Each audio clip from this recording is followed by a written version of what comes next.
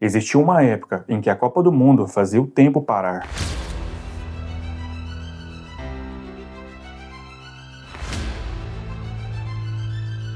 Ruas pintadas, bandeiras penduradas em janelas, as famílias reunidas na frente da TV. Milhões de brasileiros compartilhavam a mesma emoção quando a seleção entrava em campo. Uma nação inteira entrava junto.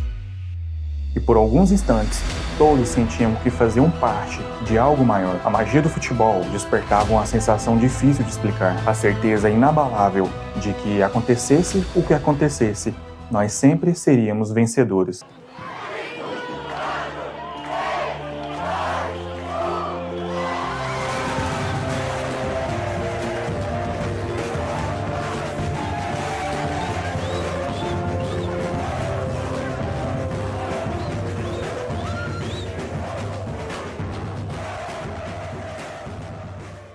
Mas o cenário mudou. Desculpa a todo mundo. Desculpa a todos os brasileiros.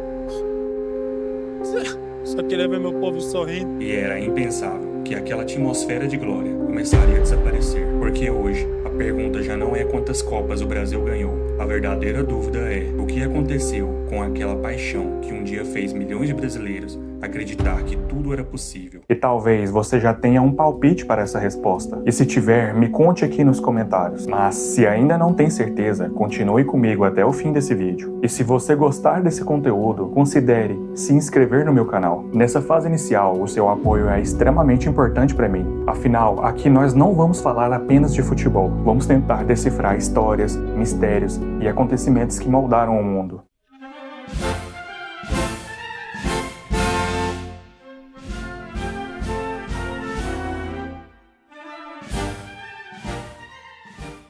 Para compreender melhor, precisamos voltar ao ano de 1958, aonde essa era de ouro começou. Depois de anos carregando a dor da derrota de 1950 pela seleção de Uruguai, o Brasil chegava à Suécia em busca de algo que parecia impossível. E foi ali que o mundo conheceu uma geração que mudaria para sempre a história do futebol. Com um garoto de apenas 17 anos, chamado Pelé, a seleção brasileira encantou o planeta.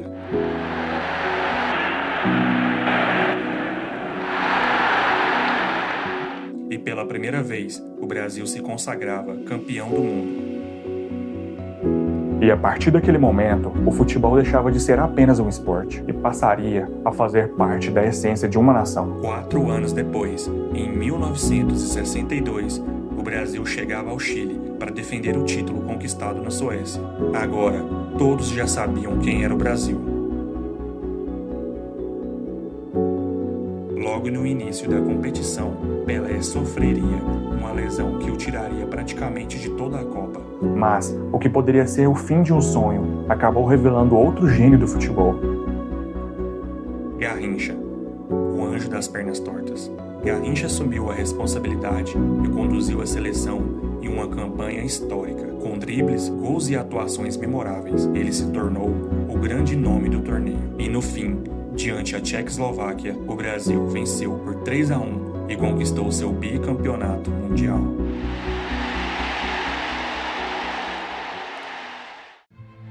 Em 1970, uma geração que já encantava o mundo estava prestes a entrar para a história. Com Pelé, Jairzinho, Tostão, Rivelino, o Brasil apresentava um estilo que parecia estar à frente do seu tempo. Conquistamos o Tri e cravamos o nosso nome como uma das maiores formações de todos os tempos. Naquele momento, não era apenas mais um título. A camisa amarela havia se transformado em um símbolo de vitória. Para milhões de brasileiros, torcer pela seleção era motivo de orgulho. Vieram os anos 80 e pela primeira vez em décadas, o Brasil já não parecia mais imbatível. Foram 24 anos de espera. 24 anos vendo gerações crescerem sem conhecer o gosto de conquistar a Copa do Mundo. Até que, em 1994, nos Estados Unidos, milhões de brasileiros finalmente voltaram a comemorar novamente. Depois de uma final dramática decidida nos pênaltis, a seleção conquistava o tetracampeonato mundial. É tetra! É tetra!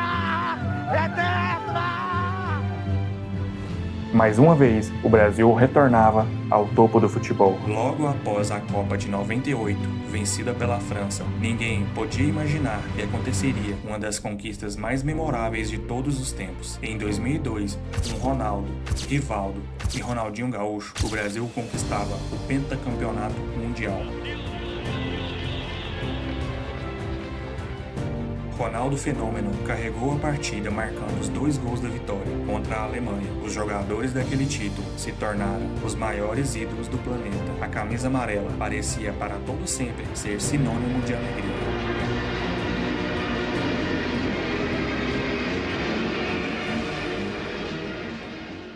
Mas naquele momento, mal imaginávamos o que estava por vir. Que futuramente a Alemanha, após aquela derrota, se vingaria cruelmente da pior forma possível. Parecia impossível pensar que aquele seria o último título a ser conquistado. E aos poucos, algo que parecia eterno começaria a se transformar. Os anos foram se passando e desde o pentacampeonato de 2002, o Brasil nunca mais voltou ao topo. Em 2006, uma seleção repleta de estrelas como Ronaldo, Ronaldinho Gaúcho, Kaká, Adriano, Roberto Carlos e Cafu chegava à Alemanha cercada por expectativas. Para muitos, era uma equipe que parecia destinado ao hexacampeonato.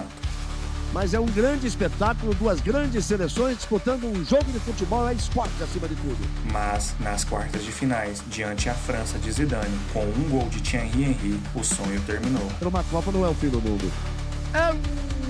De um braço, Luiz Medina canta levou. Em 2010, o sonho acabou contra a Holanda. Final de jogo em Porto Elizabeth.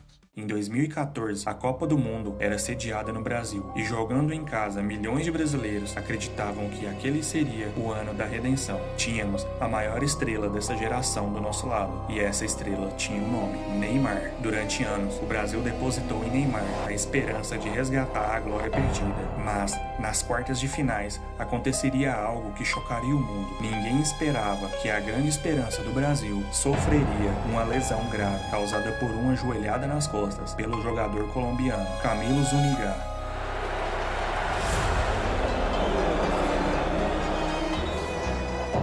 E na semifinal contra a Alemanha, tudo mudou. Sem Neymar lesionado nas quartas de finais, essa era a oportunidade perfeita para os alemães se vingar da Copa de 2002. Dito isso, tudo se tornaria algo bem pior do que imaginávamos. É o gol da Alemanha! É o gol da Alemanha! Os que todo mundo esperava quando chegaram de novo. Chegaram de novo da Alemanha! E lá vem mais! E lá vem mais! Olha a bola tocada, virou passeio! A chance de mais um gol! Tocou no lama, bateu pro meio! Uma vitória que será inesquecível para eles. É o gol da Alemanha! Afinal, ao placar de 7-1 dentro da nossa casa, se transformava na derrota mais dolorosa da história da seleção brasileira. Uma ferida que ainda permanece na memória de milhões de pessoas. Mas talvez o 7-1 não tenha sido o fim, talvez tenha sido apenas o começo. Desde então, a seleção passa a conviver com atuações vergonhosas e eliminações precoces. Aos poucos, o Brasil deixa cada vez mais de inspirar medo nos adversários. O mais preocupante do que perder partidas é perder o respeito e perceber que a seleção já não desperta mais orgulho.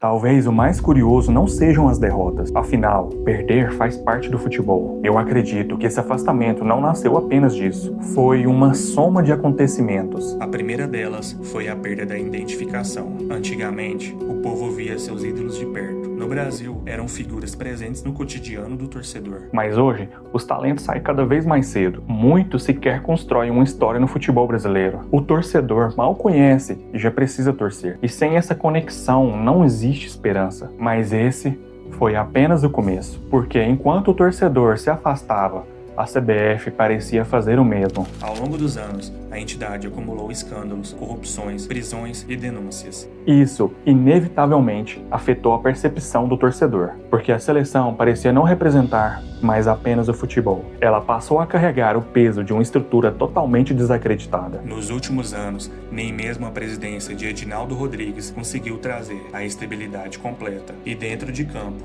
isso também teve consequências. A seleção passou a viver em constantes instabilidades, trocas de comando, mudanças de projeto e planejamentos inconsistentes. E em pouco mais de uma década, o Brasil passou por diferentes técnicos, estilos e ideias. Cada mudança trazia uma nova promessa, um novo começo, uma nova esperança, mas também reforçava a sensação de que não existia um projeto claro a longo prazo. Enquanto seleções como a França, a Alemanha e a Argentina pareciam construir ciclos consistentes, o Brasil frequentemente parecia improvisar. E quando a estrutura perde a credibilidade, o torcedor sente, porque no fim, a paixão não depende apenas do talento dentro de campo. Ele também depende de confiança. Confiança no projeto, confiança na instituição, confiança de que existe uma direção. E talvez esse tenha sido um dos maiores problemas da seleção nos últimos anos. Não foi apenas perder, foi a sensação de desorganização e de caos. O sentimento mudou. Antes era paixão. Hoje é distância. Mas talvez exista ainda um motivo ainda maior. O futebol mudou. O mundo também mudou. Hoje, muitos jovens acompanham mais seus clubes europeus do que a própria seleção. Torcem para o Real Madrid e Barcelona. Os ídolos agora pertencem aos clubes. E no meio disso tudo, a seleção deixou de ser o centro do universo do futebol brasileiro. Mas há perguntas a serem respondidas para entender esse grande mistério. Será que isso é apenas uma fase? E se o Brasil conquistar o Hexa? Será que esse amor volta? Talvez o amor nunca tenha acabado de verdade. Afinal, o Brasil já ficou 24 anos sem ganhar. Talvez esteja apenas adormecido, esperando uma nova geração. Não é apenas vencer, é voltar a representar dentro e fora dos campos. Bater no peito e dizer: vamos ser vencedores de novo.